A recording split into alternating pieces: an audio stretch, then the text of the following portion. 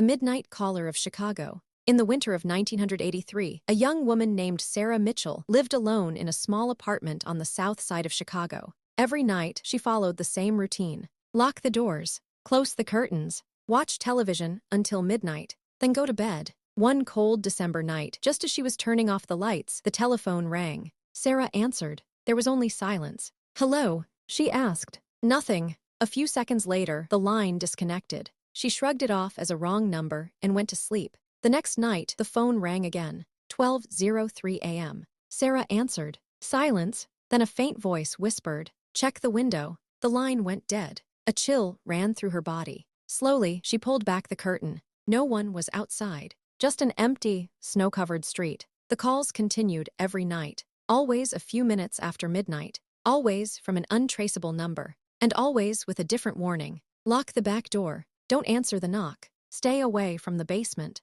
The voice sounded distorted, almost as if it were coming through a broken radio. Terrified, Sarah contacted the police, but they found nothing. No stalker, no evidence, no explanation. Then, on Christmas Eve, the phone rang again. 12:00 a.m. exactly. Sarah hesitated before answering. The familiar voice whispered, "He's inside." Her blood turned to ice. A loud creak echoed from somewhere in the apartment. Then another. Footsteps, slow, heavy, coming from the hallway. Sarah ran into her bedroom and locked the door while calling emergency services. The footsteps stopped outside. Silence, then came 3 slow knocks. Knock, knock, knock. The police arrived within minutes and searched the apartment. They found no intruder, no signs of forced entry. Nothing, but they did discover something strange. A hidden crawl space behind a wall in the basement. Inside was an old rotary telephone connected to a line that had supposedly been disconnected decades earlier.